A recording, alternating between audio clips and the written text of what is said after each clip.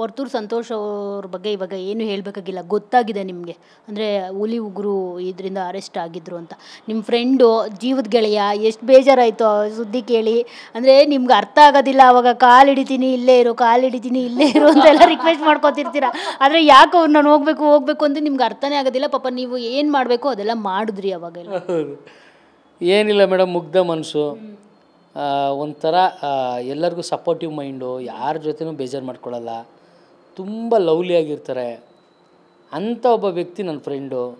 ಅಂಥ ವ್ಯಕ್ತಿ ನನ್ನಿಂದ ಏನೂ ಎಕ್ಸ್ಪೆಕ್ಟ್ ಮಾಡಿಲ್ಲ. ಅವರು ಮನೆ ಬಿಟ್ಟು ಹೋಗ್ತೀನಿ ಅಂದಾಗ ಆಬ್ವಿಯಸ್ಲಿ ದುಃಖ ಬಂದೇ ಬರುತ್ತೆ. ಅಂಥ ಒಂದು ಫ್ರೆಂಡ್ಶಿಪ್ನ ಬಿಟ್ಕೊಡೋಕ್ಕೆ ನನಗಾಗಲ್ಲ ಮೇಡಮ್. ಹೋಗಬಾರ್ದು.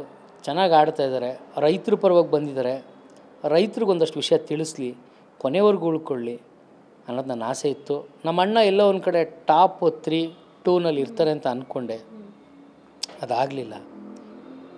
ಏನಾಯಿತೋ ಏನೋ, ದೇವರು ತಥಾಸ್ತು ಅಂದರು ಅನಿಸುತ್ತೆ ನನಗೂ ಅಣ್ಣಂಗೂ.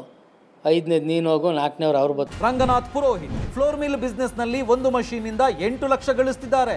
ನೀವು ಕೂಡ ಅವರಿಂದ ಕಲಿಬೇಕಾ? ಅವ್ರ ಜೊತೆ ವಿಡಿಯೋ ಕಾಲ್ನಲ್ಲಿ ಮಾತಾಡಬೇಕಾ? ಈಗಲೇ ಫ್ರೀಡಮ್ ಆ್ಯಪ್ ಡೌನ್ಲೋಡ್ ಮಾಡಿ ಅಂತ ಇಮಿಡಿಯೇಟ್ ಬಂದುಬಿಟ್ರು.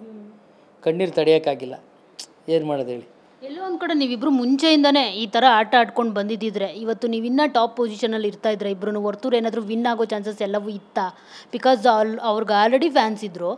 ಇದು ಇನ್ನೂ ಜಾಸ್ತಿ ಎನ್ಗೇಜ್ಮೆಂಟ್ ಆಗೋದಾ? ಬಿಕಾಸ್ ಲಾಸ್ಟ್ ಅಷ್ಟರಲ್ಲಿ ವರ್ತೂರು ಅವರು ಸಖತ್ತಾಗಿ ಮಾತಾಡ್ತಾರೆ, ಎಂಟರ್ಟೈನ್ ಮಾಡ್ತಾರೆ ನಿಮ್ಮ ಜೊತೆ ಸೇರಿಕೊಂಡು.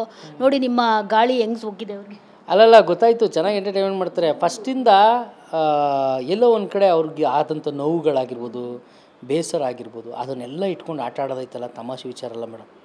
ಮನಸ್ಸು ಹಗುರವಾಗಿದ್ದಾಗ ಎಲ್ಲ ಮಾಡ್ಬೋದು, ಮನಸ್ಸು ಭಾರವಾಗಿದ್ದಾಗ ಏನೂ ಮಾಡೋಕ್ಕಾಗಲ್ಲ. ಅದಕ್ಕೆ ಉದಾಹರಣೆನೇ ಆ ಟೈಮಲ್ಲಿ ವರ್ತೂರು ಸಂತೋಷಣ.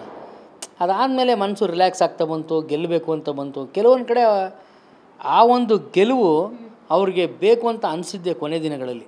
ಬೇಕು ನಾನು ಗೆಲ್ತೀನಿ ಅಂತ ಆ ಒಂದು ಹುಮ್ಮಸ್ಸು ಇತ್ತು ಮೇಡಮ್. ಆದರೂ ಜನ ಬೆಂಬಲ ಇತ್ತು. ಅಷ್ಟೊಂದು ನೋವು ಇಟ್ಕೊಂಡು ಆಡೋದು ತುಂಬ ಕಷ್ಟ.